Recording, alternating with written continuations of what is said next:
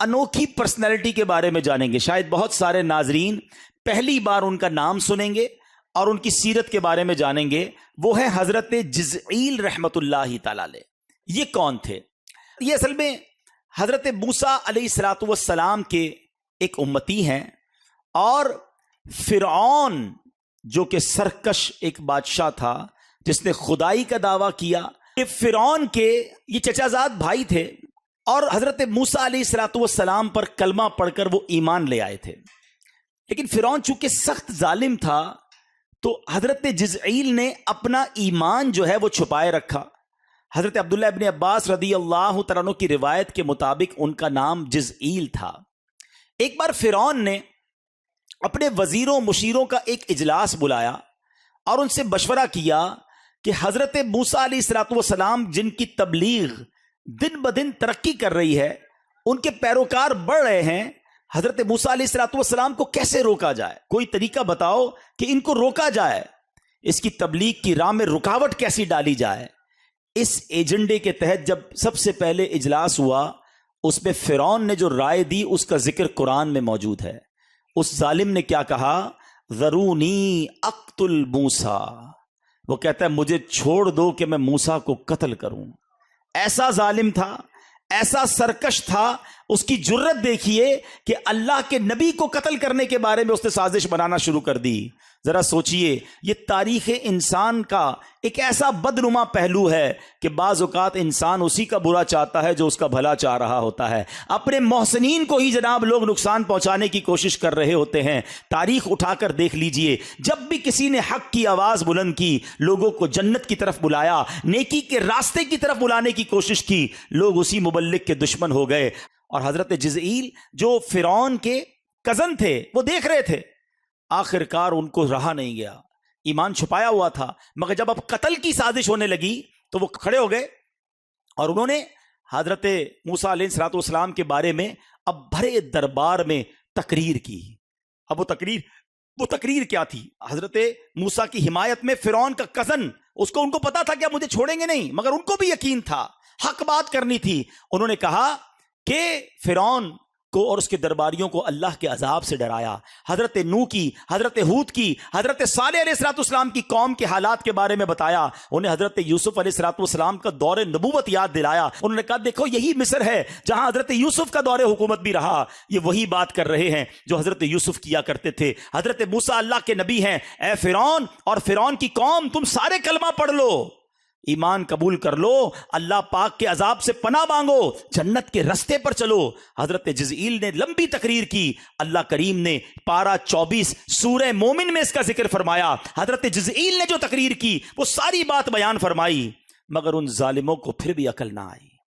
انہوں جواب میں کیا کہا سنو. وہ کہتے ہیں، وہ بھی قرآن میں موجود ہے، فَسَتَذْكُرُونَ مَا أَقُولُ لَكُمْ، تو جلد ہی تم وہ یاد کرو گے جو میں تم سے کہہ رہا ہوں. یعنی وہ کہنے لگے اے فرعون کے ساتھیوں، میری بات مان لو. اگر نہیں مانو گے نا تو جب اللہ کا عذاب آئے گا نا، عذاب تمہیں لپیٹ میں لے لے گا، تب تمہیں میری باتیں یاد آئیں گی.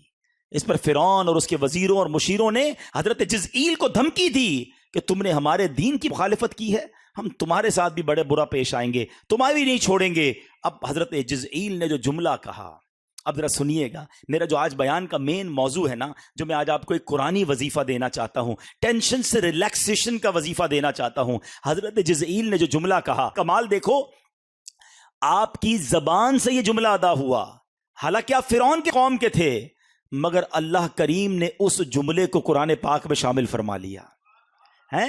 اب وہ کہا کیا انہوں نے کہا وَأُفَوِّضُ أَمْرِي إِلَى اللَّهِ إِنَّ اللَّهَ بَصِيرٌ بِالْعِبَادِ. دھمکی دی نا، نہیں چھوڑیں گے، تمہارا بیڑا غرق کر دیں گے، تمہارا نام مٹا دیں گے. جواب میں اس اللہ کے بندے نے جواب کیا دیا؟ کہتے ہیں میں اپنے کام اللہ کو سونپتا ہوں. وَأُفَوِّضُ أَمْرِي إِلَى اللَّهِ، اپنے کام اللہ کو سونپتا ہوں، بے شک اللہ بندوں کو دیکھتا ہے. حضرت جزعیل نے ایسا ہی کیا، اللہ کو اپنے کام سپرد کر دیے. اللہ کریم نے آپ کی حفاظت کیسے فرمائی کہ فرعون کسی دربار سے تو چلے گئے، پہاڑ پر جا کر اللہ کی عبادت میں مصروف ہو گئے. فرعون کے سپاہیوں نے، فرعون نے کہا جاؤ پکڑو جا کر ان کو چھوڑنا نہیں ہے. سپاہی گئے تو دیکھا کہ شیر اور چیتے ان کے ارد گرد پہرا دیے ہوئے ہیں. اللہ نے ان خونخوار جانوروں کو بھیج دیا جو لوگوں کو چیڑ پھاڑ کر رکھ دیتے ہیں، مگر جب یہ منظر دیکھا فرعونیوں نے، ان کے رونگٹے کھڑے ہو گئے اور وہ واپس آ گئے، تو پتا چلا مدعی لاکھ برا چاہے تو کیا ہوتا ہے، وہی ہوتا ہے جو منظور خدا ہوتا ہے۔ اے میرے پیارے اسلامی بھائیوں، خدا کی قسم اس آیت کو جو ہے نا اب یاد کر لو اور اس کا لطف لو، اس کی فیلنگ محسوس کرو۔ جب آپ پریشان ہونا، جب آپ کو لگے نا کہ سب ختم ہو گیا ہے، اب میں پھنس گیا ہوں، بعض اوقات فیلنگ آتی ہے ایسی کہ یار ایسی مصیبت آ گئی ہے کہ اس سے کیسے نکلوں گا، ڈاکٹروں نے ہی منع کر دیا ہے، بیماری ایسی ہو گئی ہے، گھر میں جھگڑا ایسا ہو گیا کہ اب طلاق تک نوبت پہنچ گئی ہے، ارے جناب قرضہ اتنا بڑا چڑھ گیا کہ نکلوں گا کیسے، معاملہ دشمن اتنے ہو گئے کہ بچوں گا کیسے۔ ارے کچھ بھی ہے پہلے اللہ کو سونپ کر تو دیکھو نا، وَأُفَوِّضُ أَمْرِي إِلَى اللَّهِ۔ کبھی آنکھیں بند کر کے یہ آیت پڑھا کرو اور سوچو اب کہہ کیا رہے ہو، اس کا ترجمہ کیا ہے؟ میں اپنے کام اپنے اللہ کو سونپتا ہوں، اپنی ساری چیزیں اپنے رب کو سونپتا ہوں۔ رب کیا فرماتا ہے؟ ان اللہ بصیر بالعباد، بے شک اللہ بندوں کو دیکھتا ہے، وہ دیکھ رہا ہے میرے ساتھ جو ہو رہا ہے نا، وہ دیکھ رہا ہے، وہ کریم ہے، وہ میری ماں سے زیادہ مجھے چاہنے والا ہے۔ ہمارا پرابلم ہی یہی ہے، ہمیں سب پر بھروسہ ہے، ہمیں رب پر بھروسہ نہ رہا۔ ہم سمجھتے فلاں منسٹر سے تعلق ہوگا نا تو کام ہو جائے گا، فلاں کے پاس جاؤں گا تو مسئلہ حل ہو جائے گا، کوئی سیٹ ہوگی نا میرے پاس تو میرے مسئلے حل ہو جائیں گے، کسی علاقے کا چودھری بن جاؤں گا، کسی انجمن کا صدر بن جاؤں گا، یا اتنا بینک بیلنس ہوگا نا تو پھر بچے بھی سخی رہیں گے، اتنے پیسے بنا لوں اس کے بعد سب سیٹ ہو جائے گا۔ ہم دنیا کے پیچھے بھاگ رہے ہیں، ہمیں لگتا ہے جب تک یہ معاملات ہوں گے، جب سارے کام حل ہو جائیں گے۔ یہ ہماری بھول ہے۔ یاد رکھو اگر پیسے سے خوشی خریدی جاتی ہوتی نا تو کوئی امیر وہ پریشان نہ ہوتا، کوئی مالدار ٹینشن میں نہ ہوتا۔ ارے یہ پیسہ خوشی نہیں دیتا، رب چاہے تو خوشی ملتی ہے، رب چاہے تو سکون ملتا ہے، اللہ چاہے تو صحت ملتی ہے۔ لوگ کہتے ہیں یار پیسہ ہو بڑی بڑی بیماری کا علاج ہو جاتا ہے۔ نہیں جناب، آپ کی بھول ہے۔ آپ دنیا کا بیسٹ ہاسپٹل لے لیں، دنیا کا بیسٹ ڈاکٹر لے لیں، کروڑوں روپے خرچ کر لیں، لیکن اگر آپ کے نصیب میں شفا نہیں تو شفا نہیں ملے گی۔ یہ بات بڑی اچھی طریقے سے ہمیں کرونا وائرس نے سکھا دی۔ لاکھوں کروڑوں لوگ دنیا سے کرونا وائرس میں جس طرح مبتلا ہوئے اور ہم نے اپنے سامنے جنازے اٹھتے دیکھے، اربوں پتی لوگ تھے، مجھے کالز آئیں، ارے بھائی ہاسپٹل بتا دو، پیسے جتنے خرچ ہوں گے ہم کر لیں گے، ہمارے والد کو بچا لو۔ لیکن جب وقت آ گیا تو کوئی کسی کو نہ بچا سکا۔ ہمیں پتہ چلتا ہے شفا اللہ کے ہاتھ میں ہے، پیسوں سے شفا نہیں ملتی۔ اور خدا کی قسم میرا رب چاہے نا غریب آدمی ہو، بیمار ہو جائے، ڈاکٹر منع کر دیں، اللہ چاہے تو صبح اٹھے تو بغیر بیماری کے کھڑا ہو جاتا ہے۔ شفا دینے والی ذات رب کی ذات ہے۔ اللہ پر بھروسہ تو کرو نا۔ ہمارا یہی پرابلم ہے۔ اس قرآنی واقعے سے توکل کو لے کر جاؤ، اللہ سے دوستی سیکھ کر جاؤ، اللہ سے محبت کرنا سیکھ لو۔ ہمیں لگتا ہے بہت لگے گا آپ کو کہ نہیں یار نہیں ہو سکتا۔ میں آپ کو ایک ایگزامپل کے ذریعے بات سمجھاتا ہوں۔ آپ نے گھر میں چونٹیاں دیکھی ہوں گی نا، چھوٹی چھوٹی چونٹیاں ہوتی ہیں۔ کبھی آپ نے دیکھا ہوگا چونٹی کبھی کبھی ایک لائن میں سفر کرتی ہے۔ آپ کبھی اس چونٹی کے آگے کوئی سیب رکھ دیں، ٹھیک ہے، پھل رکھ دیں، کوئی بھی سیب رکھ دیں، کیا ہوگا؟ چونٹیاں رک جائیں گی کیونکہ وہ سیب کو نہیں ہٹا سکیں گی نا، چھوٹی سی ہوتی ہے۔ اچھا چونٹی کے لیے سیب کیا ہے؟ پہاڑ بن جاتا ہے، اس کو پہاڑ لگتا ہے، وہ رک جائے گی، راستہ ٹرن کر لے گی۔ اگر آپ اسی سیب کو اٹھا کے جیب میں رکھ لیں اب کیا ہوگا؟ راستہ کلیئر ہو جائے گا۔ ایسا ہی ہے نا، چونٹی کے لیے کیا تھا؟ وہ سیب، پہاڑ۔ آپ کے لیے کیا تھا؟ سیب، آپ نے اٹھا کے جیب میں رکھ لیا۔ اب ذرا اپنی مصیبت کو یاد کرو، آپ کو لگ رہا ہے بہت بڑا مسئلہ ہے، بہت بڑی ٹینشن ہے، بہت بڑا مسئلہ ہے۔ سچی بات یہ تمہارے لیے پہاڑ ہے، میرے رب کے لیے کچھ نہیں ہے، میرے مالک کے لیے کچھ نہیں ہے۔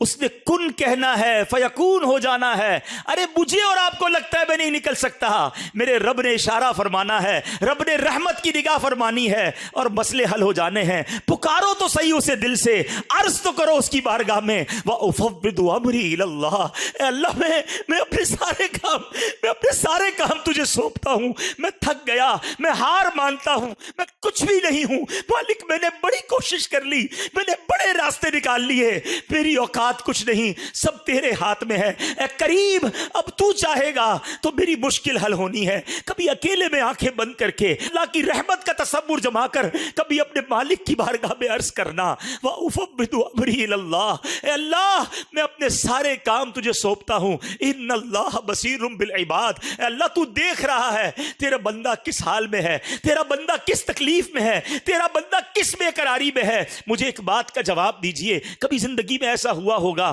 کہ آپ جب چھوٹے ہوں گے، پریشان ہوں گے، رات کو نیند نہیں آتی ہوگی، آپ پریشان ہو کر اپنی ماں کے پاس گئے ہوں گے، ماں سو رہی تھی، ماں کو کہا ماں میں پریشان ہوں، میرے ساتھ یہ ٹینشن ہے، مجھے نیند نہیں آ رہی، آنکھوں میں آنسو لے کر جب ہم ماں کے پاس گئے، سچ بتاؤ ماں نے کیا کیا؟ کروٹ بدل کر ماں سو گئی کہ بیٹا تیرا کام تو جان؟ نہیں، ماں بھی اٹھ گئی، ماں نے سینے لگایا، ساری رات دعائیں دیتی رہی، جو بن پڑا ماں نے کیا۔ مجھے بتاؤ جب میری ماں نے مجھے بے قرار دیکھا تو تنہا نہ چھوڑا، تو جو ماں سے زیادہ چاہنے والا مالک ہے، جب کبھی میں تہجد میں اٹھ کر بستر چھوڑ کر اپنی جا نماز بچھا کر 2 رکعت پڑھ کر ہاتھ اٹھاؤں گا اور میری آنکھوں میں آنسو ہوں گے اور رب سے کہوں گا مولا پھنس گیا ہوں، مولا پریشان ہوں، اللہ بیماری نے گھیر لیا ہے، اللہ گناہ نہیں چھٹ رہے، مالک میرے ساتھ کاروبار کا مسئلہ ہے، میرے گھر میں لڑائی جھگڑے ہو گئے ہیں، اے اللہ اولاد نہیں ہے، اولاد تو ہے مگر مالک اولاد پریشان کر رہی ہے، میرا بچہ ہے مگر بیمار ہے، اے اللہ بچہ ہے مگر قرآن یاد نہیں ہو رہا ہے، ارے کہو نا مالک سے، مجھے بتاؤ کون ہے حل المشکلات، کون ہے مصیبتوں کو ٹالنے والا، کون ہے دینے والا؟ یہی مسئلہ ہے، اپنی فائلیں لے کر ہم دنیا والوں کے دروازوں پر تو پہنچ جاتے ہیں، ہاتھ اٹھا کر اللہ کی بارگاہ میں نہیں عرض کرتے۔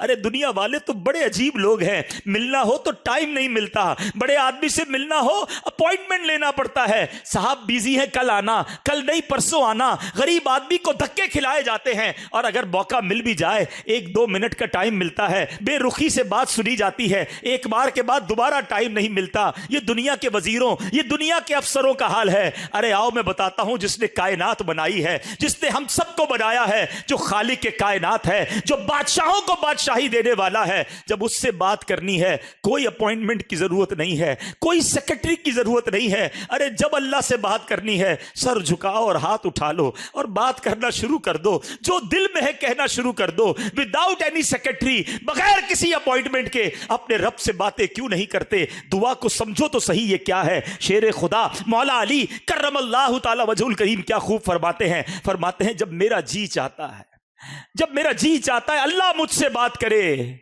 تو میں قرآن پڑھنے لگ جاتا ہوں۔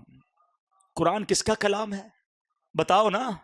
کلام اللہ ہے، پڑھو نا قرآن۔ اللہ تم سے خطاب فرما رہا ہے، اللہ تم سے کلام کرتا ہے، کہتا جب میرا جی چاہتا ہے اللہ مجھ سے بات کرے میں قرآن پڑھنے لگ جاتا ہوں، اور جب میرا جی چاہتا ہے میں اللہ سے بات کروں میں دعا کرنے لگ جاتا ہوں۔ کیوں نہیں کرتے اللہ کی بارگاہ میں باتیں ہیں؟ ادھر نماز پڑھنے کا ٹائم نہیں ہے، نماز پڑھ لی تو دعا کرنے کا ٹائم نہیں ہے۔ ارے کب ایسا ہوا کہ میں ہوں اور اللہ کی ذات ہو، اکیلے میں رب سے باتیں کر رہا ہوں، دل کھول کے اللہ کو اپنے غم سنا رہا ہوں، اپنی مصیبتیں بتا رہا ہوں؟ کبھی ایسا کر کے دیکھنا، اور جب ایسی کیفیت بن جائے نا تو یہ آیت پڑھنا، اے اللہ تو نے اس فرعون کی قوم کے بندے پر بھی رحم کیا تھا، سب پر عذاب نازل ہوا تھا، حضرت جزئیل کو اس عذاب سے تو نے بچایا تھا، فرعونیوں کی اس لشکر سے بھی تو نے ان کی حفاظت کی تھی جنہوں نے یہ کہا تھا وَأُفَوِّضُ أَمْرِي إِلَى اللَّهِ، میں اپنے کام اللہ کے سپرد کرتا ہوں، سارے کام اللہ کو سونپتا ہوں۔ ان اللہ بصیر بالعباد، پھر دیکھو آپ کے دل کو ڈھارس مل جائے گی، آپ کو قرار آ جائے گا۔ وہ بندہ نہیں کہتا میں وزیر اعظم کو فائل دے آیا ہوں، ہاں بڑے منسٹر صاحب کو فائل ریسیو کروا کے آ گیا ہوں۔ ارے جب تم یہ پڑھو گے نا دل کو یہ امید بن جائے گی اللہ کی بارگاہ میں فائل جمع کرا دی ہے، اپنے کام سونپ دیے میں نے، قبول حاکمین کے دربار میں عرضی پیش کر دی ہے، اور وہی سنوارنے والا ہے، وہی معاملات سدھارنے والا ہے۔ اب آخری بات، کبھی کبھی ایسا ہوتا ہے کہ بندہ دعائیں کرتا ہے، مسئلہ حل نہیں ہوتا ہے، وہ چیز ملتی نہیں ہے۔ اب جب یہ نہیں ملتی نا تو اب انسان کی کیفیت بدلتی، شیطان ہے نا کہ تیری دعا تو سنی نہیں جاتی، اتنی دعائیں کی, مزار پہ جا کے بھی دعا کی, مکے جا کے بھی دعا کی, ہیں مدینے جا کے بھی دعا کی, فلاں بزرگ سے بھی دعا کرائی, مسئلہ تو حل نہیں ہوا. نہ بیٹا ملا, نہ اولاد ملی, نہ کاروبار ٹھیک ہوا, نہ وہ پریشانی دور ہوئی. وہ مولانا صاحب تو کہہ رہے تھے دعا کرو مسئلہ حل ہو جائے گا. اب یہاں شیطان بندے کو اللہ سے دور کرتا ہے. اب یہ تھوڑا سا نقطہ سمجھ جاؤ گے نا تو اللہ سے پیار اور بڑھ جائے گا. آج میں چاہتا ہوں میرے سارے بھائی اپنے رب پر بھروسہ لے کے جائیں, اللہ سے محبت لے کے جائیں. سب سے زیادہ پیار اپنے مالک سے کرو. وہ ہمارا مالک ہے, ہمارا خالق ہے. میں تو بے لباس پیدا ہوا تھا, اس نے لباس دیا. بولنے نہیں آتا تھا, گونگا نہیں بنایا, اس نے زبان بھی دی. اندھا بھی نہیں بنایا, آنکھیں بھی دی. بہرا بھی نہیں بنایا, کان بھی دیے. عزت بھی دی, شہرت بھی دی, دولت بھی دی. کروڑوں سے اچھا بنایا, مگر میں اسی سے بدگمان رہوں, میں اسی کے بارے میں ڈبل مائنڈڈ رہوں, اللہ سے ہی محبت نہ کروں. پھر تف ہے میری زندگی پر. کاش مجھے سب سے زیادہ اپنے مالک سے محبت ہو جائے, اپنے مالک پر بھروسہ آ جائے. یہ شیطان تمہیں اپنے رب سے دور کرتا ہے. اب جب کبھی ایسا خیال آئے نا, یار میں تو نماز بھی پڑھتا ہوں, میں تو دعائیں بھی کرتا ہوں, مسئلہ حل کیوں نہیں ہوتا, تو اب سنو, میں آپ کو ایک دنیاوی اگزامپل کے ذریعے سمجھاتا ہوں. ایک والد ہو, آپ بھی والد ہوں گے, بڑے بھائی بھی یہاں بیٹھے ہوں گے, اور جب آپ کا چھوٹا بیٹا یا بھائی آپ کے سامنے بیمار ہو جائے, بخار ہو, اس کو گلا خراب ہو اس کا, اور وہ رونے لگے کہ مجھے آئس کریم کھانی ہے, مجھے جوس پینا ہے, ٹھنڈا جوس پینا ہے, کیا کریں گے؟ کھلائیں گے آئس کریم اس کو؟ ذرا جواب دیجئے. جوس پلائیں گے؟ وہ رو رہا ہے آپ کے سامنے, بہت رو رہا ہے. اچھا, اب بالکل آپ کے برابر میں آپ کا ایک دوست بیٹھا ہے, وہ کہے یار کیسے ظالم باپ ہو یار, بچہ رو رہا ہے, کیوں نہیں دے رہا آئس کریم اس کو, رو رہا ہے, دے دو اس کو, شربت پلا دو. آپ کیا جواب دیں گے؟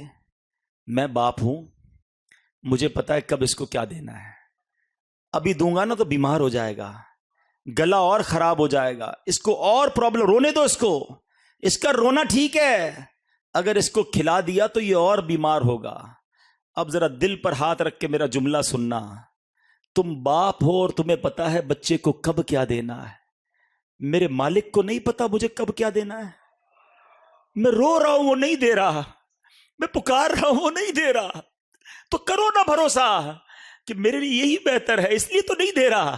کسی کے لیے مال بہتر ہے, کسی کے لیے غربت بہتر ہے, کسی کے لیے اولاد بہتر ہے, کسی کے یہاں اولاد نہ ہونا بہتر ہے. کیا پتا تمہارے مقدر میں معذور اولاد لکھی ہو, ساری زندگی روتے رہتے. کیا پتا تمہارے مقدر میں ایسی اولاد لکھی ہو جو مار کے تمہیں گھر سے نکال دیتی. اللہ نے اولاد نہیں دی, یہی تمہارے لیے بہتر ہے. تم پیسے کے لیے رو رہے ہو, کیا پتا پیسہ آتا ایمان چلا جاتا. اللہ نے مال نہیں دیا, یہی بہتر ہے. جب تم والد ہو کر بہتر فیصلہ کرتے ہو, ماں ہو کر ماں بچوں کے لیے بہتر فیصلہ کرتی ہے, تو میرا خالق میرے بارے میں جو فیصلہ فرماتا ہے وہی بہتر ہے. بھروسہ کرنا شروع کر دو. ہیں ایک بار میں جب بھی اس طرح کا بیان کرتا ہوں مجھے ایک واقعہ یاد آ جاتا ہے, آخری واقعہ سنا دیتا ہوں. میں ایک بار افریقہ گیا, تنزانیہ, تو مجھے بعض اوقات عام لوگوں سے بھی بڑی باتیں سیکھنے کو مل جاتی ہیں. بزنس مین نے ایک بات سکھا دی, مجھے بیٹھ گئی دل میں, نا دماغ میں بیٹھ گئی.